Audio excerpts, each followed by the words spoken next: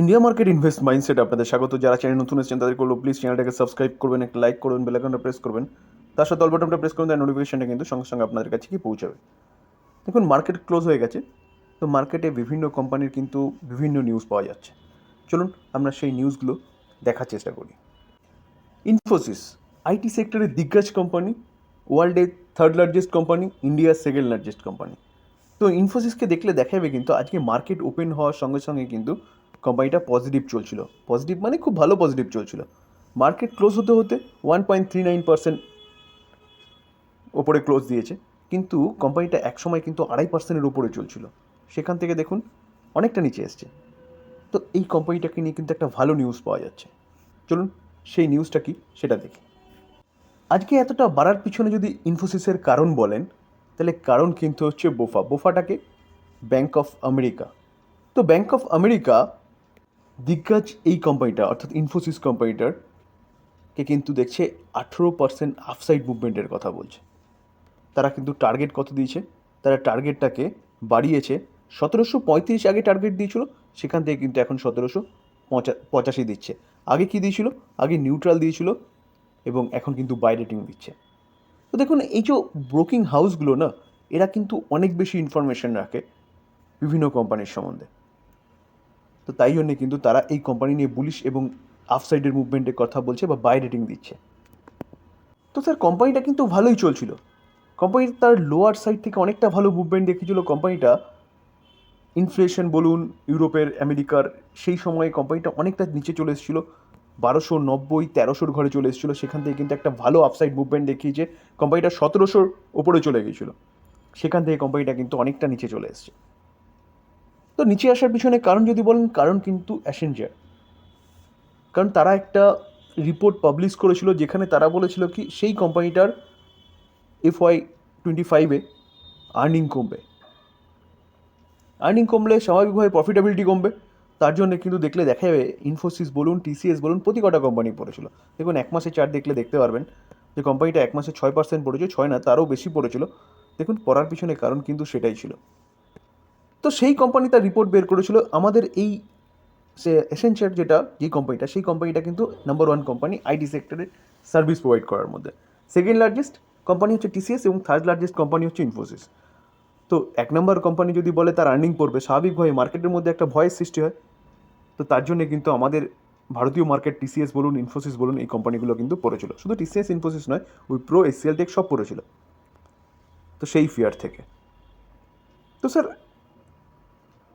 এখন হঠাৎ কী হলো, বোফা আবার বলছে দেখুন সেই কোম্পানি তার হচ্ছে প্রজেকশন রিপোর্ট দিয়েছে, তাই বলে যে ইনফোসিসেরও তাই হবে, TCSেরও তাই হবে, এরকম ব্যাপার নয়।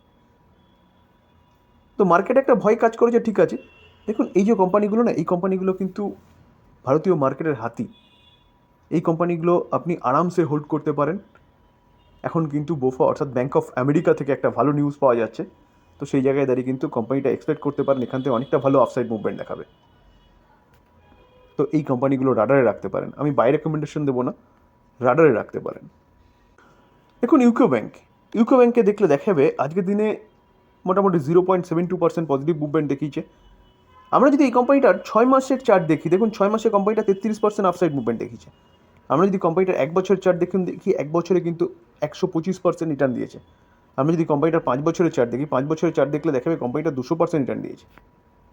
আমরা যদি কোম্পানিটার ম্যাক্সিমাম চার্ট দেখি, ম্যাক্সিমাম চার্ট প্যাটার্ন দেখলে দেখাবে কোম্পানিটা অনলি ফর 189 রিটার্ন দিয়েছে, যেখানে কোম্পানিটা মার্কেটে লিস্টেড হয়েছে কবে, 2003-এ।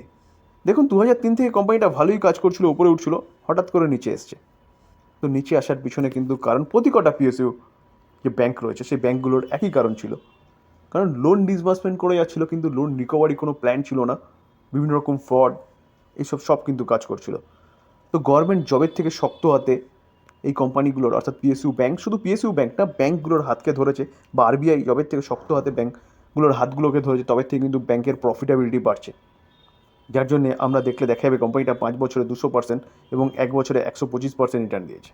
NCLT নিয়ম বলুন, তো এইসব কাজগুলো কিন্তু হচ্ছে ভালো করেছে বলে আমাদের প্রেজেন্ট গভর্নমেন্ট বা RBI, তার জন্য কিন্তু ব্যাঙ্কগুলোর হালাত ফিরেছে। তাই জন্য প্রতি কটা PSU ব্যাঙ্ক কিন্তু লাস্ট 1-1.5 বছরে ভালো একটা পারফরমেন্স দেখিয়েছে। এই কোম্পানিটাও দেখেছি। এই কোম্পানিটা কিন্তু তার রেজাল্টের আপডেট ডিক্লেয়ার করেছে। চলুন রেজাল্টের আপডেটটা কী বলছে সেটা একটু দেখে নিই। দেখুন ইউকো ব্যাংক আজকে যখন মার্কেট ওপেন হয়েছিল তখন কিন্তু 2.5% উপরে একটা আপসাইড মুভমেন্ট দেখিয়েছিল। কারণ কি, Q4 যে আপডেট ডিক্লেয়ার হয়েছে তাতে বলছে গ্রোথ দেখা গেছে কত 16%। দেখুন এই আর্টিকেল দেখলে দেখা যাবে ব্যাংক রিপোর্ট করেছে যে টোটাল বিজনেস কত 4.50 লাখ কারোর FY24, যেটা কিন্তু আগের বছরের থেকে 9.62% কিন্তু বেড়েছে। দেখুন টোটাল অ্যাডভান্স ইনক্রিজেস কত হয়েছে 15.92% ইয়ার অন ইয়ার বেসিস, যেখানে 31শে মার্চ ডেটা অনুযায়ী দেখা যাচ্ছে কত 1.87 লাখ কারোর হচ্ছে বেড়েছে। আগের বছরে কত ছিল? আগের বছরে কিন্তু 1.62 লাখ ছিল। তাহলে 1.62 লাখটা কিন্তু 1.87 লাখ হয়েছে, কত 15.92% কিন্তু বেড়েছে। শুধু ফোর্থ কোয়ার্টারে যদি দেখেন তাহলে ফোর্থ কোয়ার্টারের এই বছরে কিন্তু 5.53% বেড়েছে 2.63 লাখ কারোর, যেটা আগে ছিল কত 2.49 লাখ কারোর, অর্থাৎ FY23 Q4 সেটা কিন্তু এবারের Q4 কত হয়েছে 2.63 লাখ কারোর। এটা কিন্তু ডিপোজিটেড ডেটা। তো স্যার ইউকো ব্যাংক যে টেলারটা ডিক্লেয়ার করেছে না, সেই টেলারটা কিন্তু বলা যেতে পারে ভালো। তো রেজাল্ট যবে পাওয়া যাবে সেদিনকে কিন্তু ফাইনাল রেজাল্ট পাওয়া যাবে, প্রফিটেবিলিটি কী হয়েছে, কী খরচা হয়েছে, NPA কী আছে, তো সেদিনকে কিন্তু আমরা ফাইনাল আপডেটটা পাবো। তো এখন যা আপডেট দেখা যাচ্ছে সেটা কিন্তু বলা যেতে পারে মোটামুটিভাবে ভালো আপডেট ডিক্লেয়ার করেছে ইউকো ব্যাংক। দেখুন এক্সাইড ইন্ডাস্ট্রি, তো এক্সাইড ইন্ডাস্ট্রিকে দেখলে দেখা যাবে কিন্তু আজকের দিনে 1.68% আপসাইড মুভমেন্ট দেখিয়েছে।